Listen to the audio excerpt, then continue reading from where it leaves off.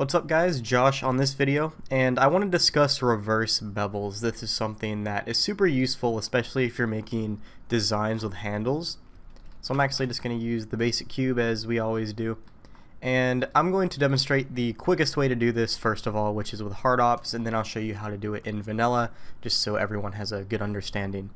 So if I press the D key to get into box cutter and use a circle here, I'll enable snapping and pull out a circle from here, maybe drag it in. Now you can see these edges aren't beveled or anything. I mean, I could bevel them and get something like this, right? But what if I want the bevel to kind of go at more of a chamfer inwards? So here's a pretty good example. This is what I meant by handles. You can kind of finesse the design a little bit. If we zoom in here, you're going to see that there's kind of this inward chamfer going on, or not technically a chamfer, but just a one segment bevel going on. Now doing this is super easy. All we need to do is recall the cutter with mod scroll. We'll bring that back. And then if we tab into edit mode and select this front face, and in hard ops we press Q and then control click mark, check this out. It does a reverse bevel for us.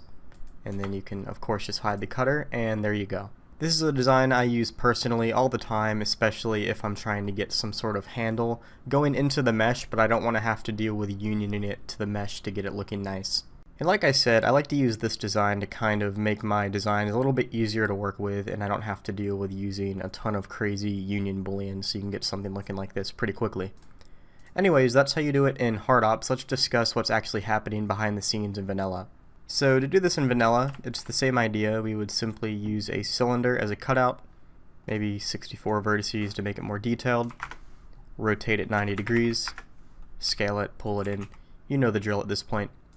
So I'm just going to use the hard ops or bool tool add-ons. I've already showcased how to use this, so we don't have to go through the whole boolean process. I'll just shift select the cube here and press Control minus, and now we have a cut. Looks really nice. And what you're going to see is that if we, for example, if we pull this guy in, maybe scale it, put it right at the front, you'd think that we would just go to the front face and press Control B to bevel, but it's beveling the wrong way. We want to reverse this bevel. So to reverse the bevel, you simply just flip the normals on this front face. So we're just going to go to Mesh, Normals, and then flip the normals right here. And now if we press Control B, it's going to bevel in the opposite direction basically. Maybe we'll just pull this out so it's a little bit more outwards, and then we can of course hide the cutter.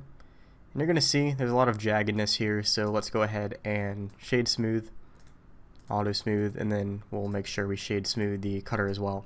Now sometimes the shading won't look good even after doing that, and that is probably because the auto smooth angle isn't catching it.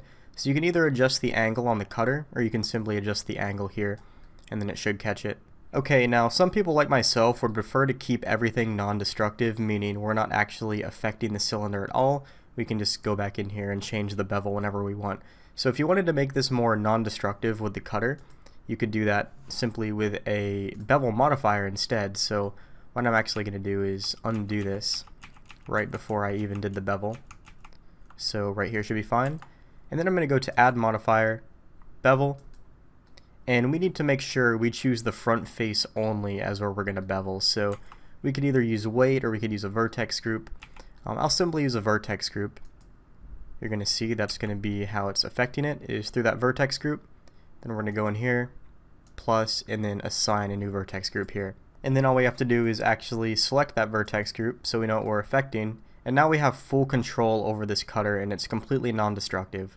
So we can kind of change this bevel whenever we want really.